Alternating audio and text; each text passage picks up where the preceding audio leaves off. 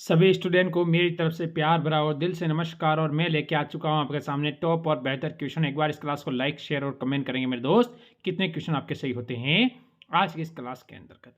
मेरे दोस्त, अगर आप सभी बच्चे कर रहे हो कि सर हम आरपीएफ की तैयारी कर रहे हैं, यानी आरपीएफ कांस्टेबल के साथ अगर एसआई की भी तैयारी कर रहे हो, तो आपके लिए इंपॉर्टेंट क्वेश्चन ये साबित होंगे। मैं बता दूं कि यहाँ से आपको कम से कम आप मान के चलना, तो अगले जब भी आप पेपर दोगे 4 से 5 क्वेश्चन आपको देखने को मिल सकते हैं ऑल शिफ्ट करके। इस क्लास से जितनी भी शिफ्टों में पेपर होगा उनमें से कम 4 से 5 क्वेश्चन आपको देखने को मिलेंगे आपके पेपर के अंदर। तो पहला क्वेश्चन हम डिस्कस करते हैं, क्या कहता है, भारतीय संगीत का आदि ग्रंथ किसे कहा जाता है। चलो मेरे दोस्त, इस क्वेश्चन को हम स्टार्ट करते हैं। क्वेश्चन हमें कहता है भारतीय संगीत का आदि ग्रंथ किसे कहा जाता है। जो हमारा भारतीय संगीत है उसका आदि ग्रंथ किसे कहेंगे। अब आपको अपना उत्तर देना है मेरे दोस्त। तो यहां से आप कहोगे कि सर हम सामवेद को कहते हैं। सामवेद मानिए यहाँ मेरे दोस्त, ऑप्शन नंबर बच्चे ए बिल्कुल सही है। और अगर ऋग्वेद आप कहोगे तो प्राचीन वेद होगा। क्या होगा? प्राचीन वेद। और जादू टोने के बारे में जानकारी मिलती है आपको अथर्ववेद में। किसमें? जादू और टोने के बारे में। जादू टोना होता है ना, उसके बारे में आपको जो मंत्र मिलते हैं वो अथर्ववेद के अंदर आपको देखने को मिल जाते हैं मेरे दोस्त। अगले क्वेश्चन का उत्तर देंगे। निम्नलिखित में से किस वैज्ञानिक ने वंशानुगति के सिद्धांतों को खोजा था। यानी कौन सा ऐसा वैज्ञानिक था जिसने वंशानुगति के सिद्धांतों को खोजा था। तो आप क्या कहोगे यहां से? मेंडल ने। यानी मेरे दोस्त बच्चे, ऑप्शन नंबर आपका यहां से बी बिल्कुल सही रहेगा। अगला क्वेश्चन देखो, राष्ट्रीय हिंदी दिवस कब मनाया जाता है। कई बार ये क्वेश्चन मैं आपको करवा चुका हूं मेरे दोस्त, क्योंकि क्लास में इतनी करवा चुका हूं आपको कि क्वेश्चन धीरे धीरे रिवीजन होने लग जाएंगे। ये आपको ध्यान रखना है। आप क्या कहोगे? राष्ट्रीय कौन सा हिंदी दिवस कब मनाया जाता है मेरे दोस्त। तो आप कहोगे सर ऑप्शन नंबर ए 14 सितंबर को मनाया जाता है। जो बच्चा कह रहा है 14 सितंबर, वो बिल्कुल सही है। आगे बढ़ो। विधवा पुनर्विवाह कानून कब बना था। विधवा पुनर्विवाह जो कानून बना था वो कब बना था। तो यहां से मेरे दोस्त क्या कहोगे? आपको अपना उत्तर देना है कि सर जी यहां से जो विधवा पुनः विवाह, यानी जो उनका पति की मृत्यु के बाद वो क्या करती है, पुनः विवाह कर सकती है। तो आप कहोगे यहां से मेरे सर 1856, यानी मेरे बच्चे 1856 ऑप्शन नंबर बी बिल्कुल सही है। 1853 में आपको पता है पहली बार ट्रेन चलाई गई थी, यानी रेल चलाई गई थी। आपको ध्यान रखना है, ये क्वेश्चन भी आपसे पूछा जाता है। जिसने कितने किलोमीटर की दूरी तय की थी? 34 किलोमीटर की दूरी उसने तय की थी अपने पहली बार। आगे बढ़ो अगले क्वेश्चन पर। निम्नलिखित पाल राजाओं में से कौन सा वंशानुगत राजा नहीं था बल्कि उसे चुना गया था। ऐसा कौन सा पाल वंश का जो राजा था उसको वंशानुगत, यानी राजा का पुत्र राजा नहीं था बल्कि उसे चुना गया था, ये आपसे पूछ रहा है। जैसे आपका उत्तर यहां से मेरे दोस्त सभी स्टूडेंट बताएंगे क्या होगा। तो आप सभी कहोगे सर जी गोपाल। यानी कि मेरे दोस्त ऑप्शन नंबर जो बच्चा डी देगा वो बिल्कुल यहां से सही और सटीक है। अगले क्वेश्चन का उत्तर दो। राष्ट्रपति के उम्मीदवार के लिए क्या आवश्यक नहीं है। इसमें से क्या आवश्यक नहीं है? उम्मीदवार के लिए क्या आवश्यक नहीं है? ये थोड़ा, राष्ट्रपति अगर बन रहा है तो देखो आयु उसकी 25 वर्ष होनी चाहिए। ये अनिवार्य है कि राष्ट्रपति बनोगे तो उसकी आयु 25 वर्ष होनी ही चाहिए। पढ़ा लिखा हो, ठीक है। सांसद बनने की योग्यता रखता हो, हाँ सांसद बनने की योग्यता रखेगा तो उसको पढ़ना तो पड़ेगा ही पड़ेगा, कोई बात नहीं है। देखो देश का नागरिक, बिल्कुल देश का नागरिक हो, सांसद बनने की योग्यता हो उसके पास, और आयु 35 वर्ष हो। तो इसमें ये आप इसी की तरह जा सकते हो, पढ़ा लिखा हो। ये अनिवार्य नहीं, ज्यादा पढ़ा लिखा हो, थोड़ा बहुत पढ़ा लिखा होना चाहिए। बाकी राष्ट्रपति का कार्यकाल कैसे संभालेगा? ऑप्शन नंबर मेरे बच्चे बी बिल्कुल सही है। आगे बढ़ो। विश्व मानवाधिकार दिवस कब मनाया जाता है। विश्व मानवाधिकार दिवस कब मनाया जाता है, ये आपको ध्यान रखना है। बताएंगे मेरे दोस्त यहां से आपका उत्तर क्या रहेगा। मानवाधिकार दिवस मनाया जाता है, ये पूछा है कौन सा विश्व। तो आप कहोगे 10 दिसंबर। यानी मेरे दोस्त ऑप्शन नंबर बी बिल्कुल सही है, ये आपको बताना है। आगे बढ़ो, अगला क्वेश्चन। प्रकाश वर्ष किसका मात्रक है, ये आपको बताना है। प्रकाश वर्ष किसका मात्रक है, तो आपका उत्तर यहां से क्या रहेगा। तो प्रकाश वर्ष के बारे में बात हुई मेरे मित्र, ये किसका मात्रक है, तब आप क्या कहोगे कि आपका उत्तर बिल्कुल सही और सटीक हो जाए। तो यहां से मेरे दोस्त अपना उत्तर देने की कोशिश करें, हो सके तब तक उत्तर आपका सही हो दूरी का। यानी बच्चे ऑप्शन सी जो देगा वो बिल्कुल यहां से सही होगा। अगला क्वेश्चन, सूर्य की असीमित ऊर्जा का स्रोत है। असीमित ऊर्जा यानी जिसकी कोई सीमा नहीं हो। असीमित का मतलब क्या होता है, सूर्य की असीमित ऊर्जा की यहाँ होना, यानी उसकी कोई सीमा नहीं है, वो कितनी भी आ सकती है। आपको पता है गर्मी पड़ती है तब बहुत पड़ती है, उस समय उसकी कोई सीमा रहती है क्या, नहीं रहती है। नाभिकीय यानी मेरे बच्चे ऑप्शन नंबर ए बिल्कुल सही रहेगा यहां पर। सहारा में प्रवाहित होने वाली गर्म शुक्र पवन कहलाती है। ये आपको ना सहारा, सहारा यहाँ से आपको पता है सहारा कौन सी है, कौन सी जगह की बात हुई है, कोई बच्चा बता सकता है मेरे को। सहारा प्रवाहित होने वाली गर्म शुक्र हवा क्या कहलाती है, तो आप क्या कहोगे यहाँ से, सहारा किसकी बात हुई है यहाँ पर, जल्दी से कोई बच्चा कमेंट करेगा मेरे को इसके बारे में कि सहारा किसकी बात हुई है। सिरोको, यानी ऑप्शन नंबर मेरे बच्चे यहां से डी होगा। सहारा किसकी बात है ये आप मेरे को कमेंट करके बताना, जब चलेगा कि आपको थोड़ी बहुत तैयारी कर रहे हो, क्योंकि वो चीज़ मैं पढ़ा चुका हूं आपको। अगर आपने नहीं पढ़ा है वो चीज़ मैं पढ़ा चुका हूं, इसके लिए मैंने आपको कमेंट करने का बोला था। उपनिषद पुस्तक किससे संबंधित है, उपनिषद पुस्तक किससे संबंधित है ये आपको बतानी है।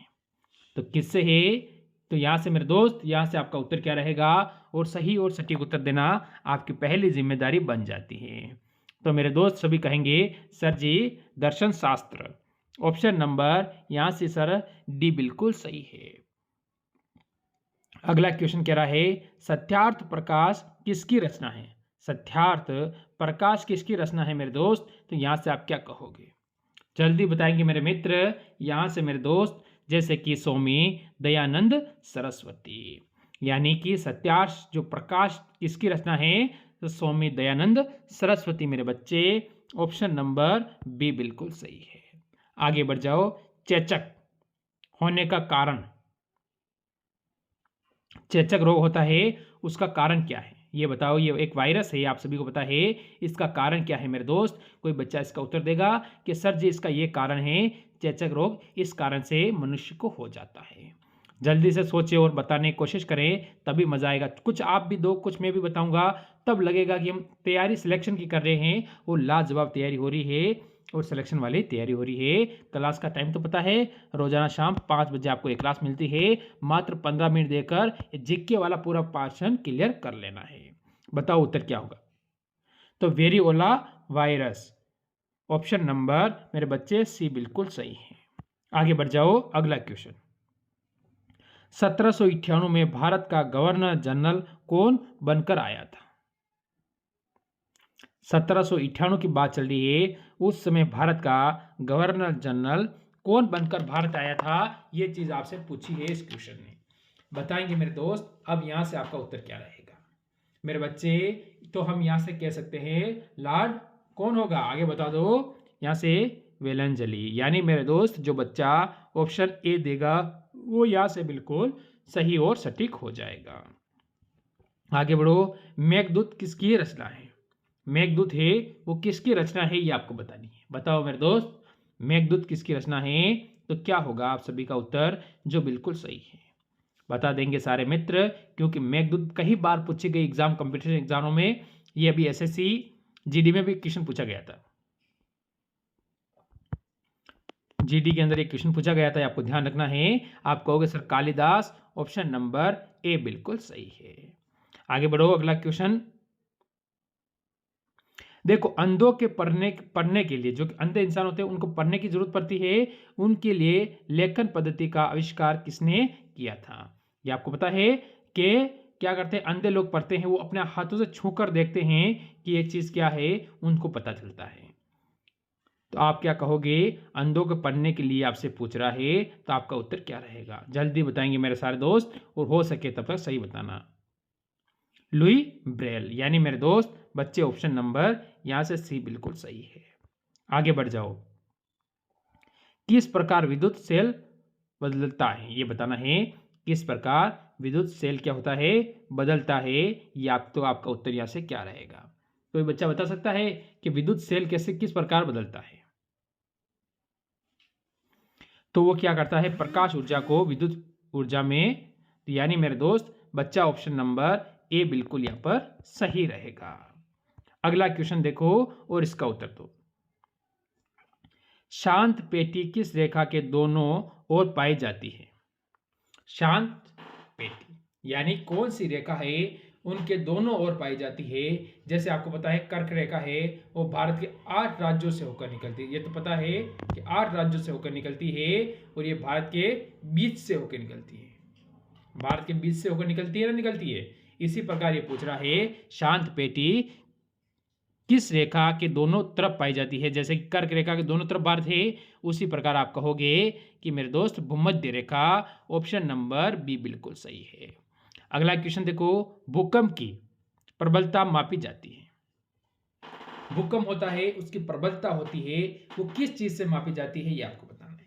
भूकंप आता है, आप सभी को पता है, जब भूकंप आता है बहुत भयंकर आता है, तो उसकी प्रबलता यानी उसकी कितनी तेजी से आया है, क्या क्या उसका प्रोसेस था, उसके बारे में आप मेरे दोस्त क्या कहोगे? आप सभी कहोगे रिएक्टर मापनी द्वारा। यानी मेरे बच्चे ऑप्शन नंबर यहां से ए आपका बिल्कुल सही है। अगला क्वेश्चन दो क्या कहता है? अगला क्वेश्चन आपके सामने, बताओ इसका उत्तर क्या है? जल्दी से सारे मित्र कोशिश करेंगे कि इसका उत्तर दे सके आप सभी। देखो उत्तर, रामचरित्रम लेखक कौन है ये बताना हमको। तो हमारा उत्तर यहां से क्या होगा?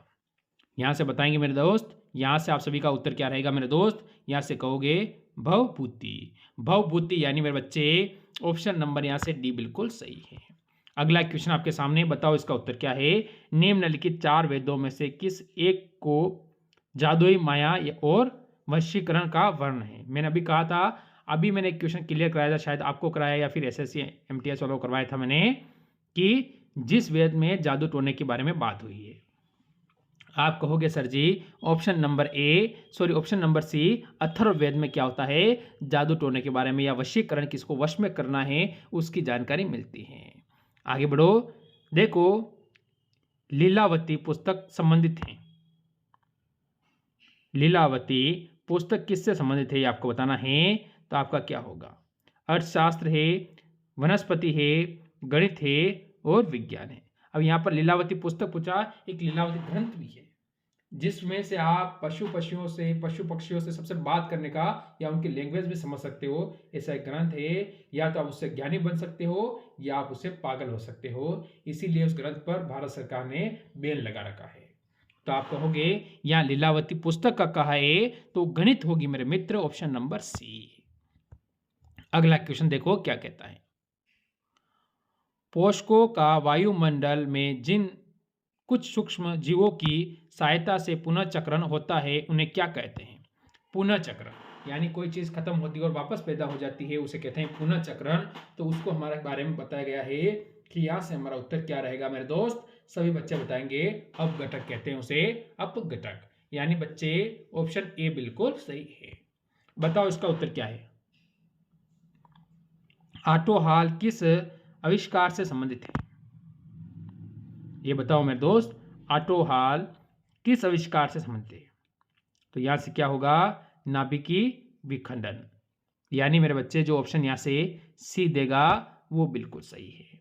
चलो आज के लास्ट क्वेश्चन की ओर बढ़ो, बताओ आपका उत्तर क्या रहेगा? देखो क्वेश्चन क्या है।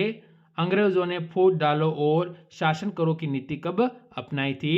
अब क्या करना है, इनके बीच में फूट डालनी है। यानी अब जैसे दंगे फैलाने हैं, एक दूसरे के बीच में फूट डालनी है, उनको एकत्रित नहीं होने देना है, इन सबको अलग अलग करना है, और राज करो की जो नीति अपनाई थी वो कब अपनाई थी, ये आपसे पूछ रहा है।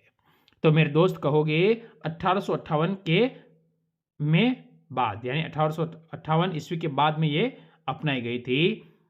ऑप्शन नंबर सी बिल्कुल सही है। तो ये थे टॉप क्वेश्चन। जरूर कमेंट करना कितने क्वेश्चन आपके सही हुए हैं। मिलते हैं कल इसी समय एक और क्लास के साथ। टाइम आपको पता है शाम रोजाना 5 बजे। सभी को मेरी तरफ से जय हिंद, जय भारत।